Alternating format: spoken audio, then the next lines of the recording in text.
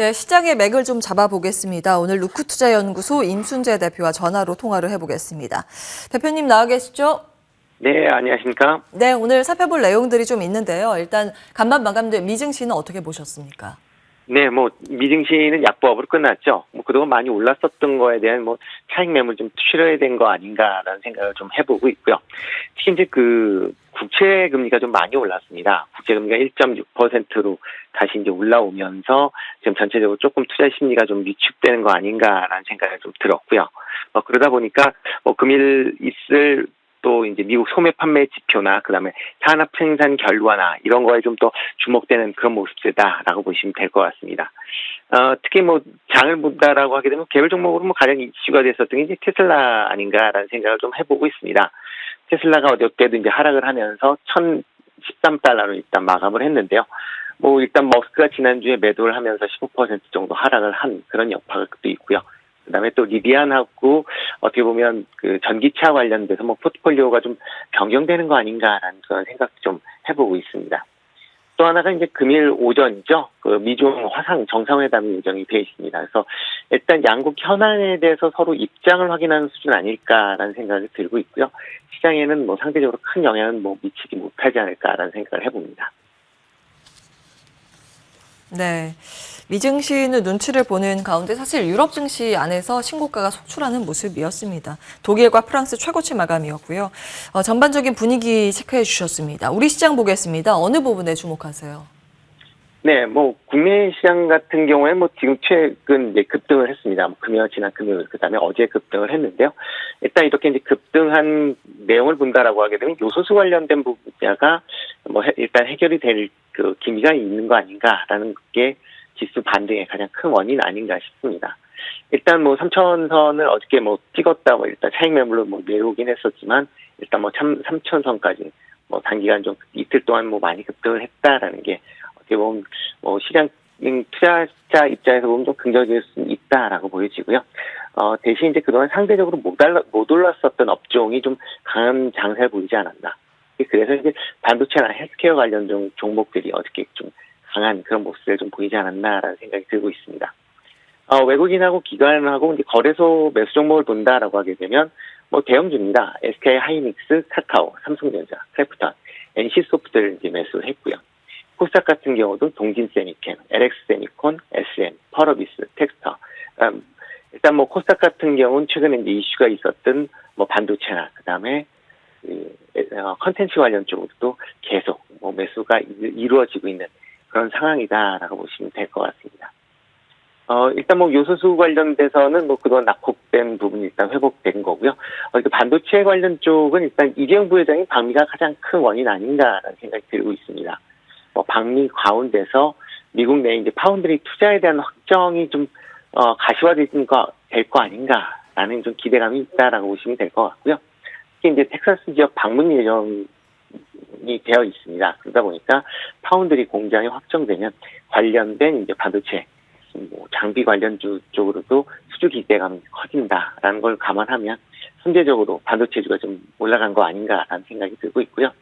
최근 이제 메타버스 관련돼서도 반도체에 관련된 수요가 늘어날 것이다라는 그런 얘기가 나오고 있습니다. 그런 부분이 그동안 반도체주가 상당히 옆으로 횡보를 했었는데 그런 관거에서 이제 매수세가 좀 들어오지 않았나라는 생각이 들고 있고요. 어떻게 이제 셀트리온이 코로나 항체 치료제 이제 품목 허가 문제 때문에 상승을 보였습니다. 그러면서 바이오주 전반적인 상승세를 좀 보인 그런 상황이고요.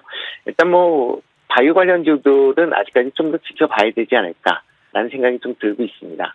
특히 경구용 치료제에 관련된 얘기가 계속 나오고 있는 그런 상황에서 아직까지는 국내 그러니까 이런 코로나 관련된 치료제나 그다음에 백신 관련 쪽은 조금 더 기간 조정이 필요한 상황 아닌가라는 생각을 해봅니다. 예.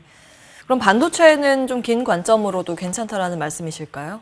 네, 그렇죠. 반도체 같은 경우는 지금 일단 8월 이후에 조정을 받으면서 많이 빠졌습니다. 그러다 보니까 지금 상황에서는 바닥권인 건 확실한 걸로 보여지고요.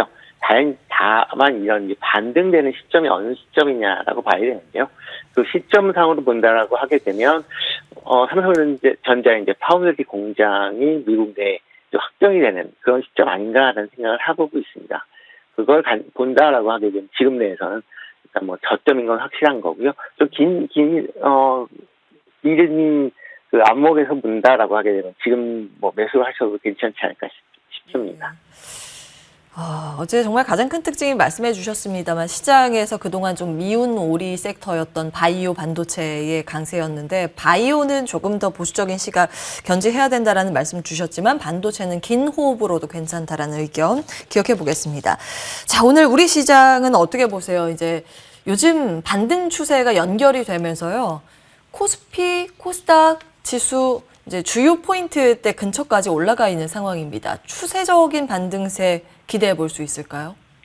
아직은 조금 더 시간이 걸리지 않을까라는 생각을 해보고 있습니다. 일단 뭐 전일자 뭐 3,000선까지 일단 올라왔다라는 거는 뭐 그동안 있었던 요소수 사태에 따른 이제 하락분이 뭐 회복했다라는 수로만 이해하시면 좋지 않을까라는 생각이 들고요. 요소수 관련 전에 이제 올랐었던 그 지수대가 이제 3,000에서 3,050선에서 박스권으로 움직였었던 상황입니다. 아마도 지금 이제 다시 그 박스권 내로 다시 진입하는 거 아닌가라는 생각이 들고요. 다만 조금 긍정적으로 보이는 건 코스피 기준으로 본다라고 하게 되면 2,900포인트가 지지를 이제 받았다라는 게 어떻게 보면 이제 긍정적인 거 아닌가라는 생각이 들고 있습니다.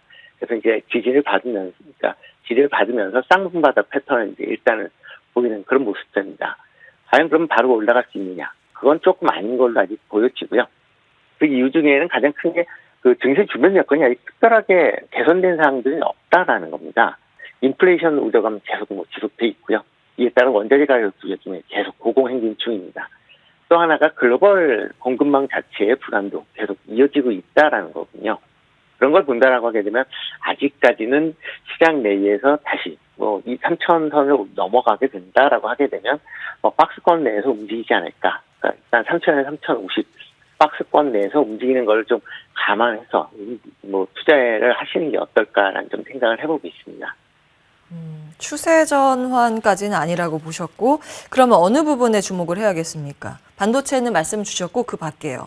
네, 그다음에 이제 관심 있게 봐야 되는 게 메타버스 쪽 아닌가라는 생각이 들고 있습니다. 뭐 K 콘텐츠 관련 쪽하고 뭐 최근에 아직 뭐 상승세가 많이 이루어지긴 했지만 시장에서 가장 크게 받고 있는 부분이 그쪽 부분이다라고 보시면 될 것 같고요. 그런 상황이 아마 좀 더 이어지지 않을까라는 생각이 드니까요. 일단 조정을 보일 때 일단 뭐 저점에서 매수하시는 그런 전략이 어떨까 싶습니다. 알겠습니다. 메타버스 관련주에 대해서도 긍정평가 여전히 유지해 주셨습니다. 루크투자연구소 임순재 대표와 함께했습니다. 말씀 고맙습니다. 네, 고맙습니다.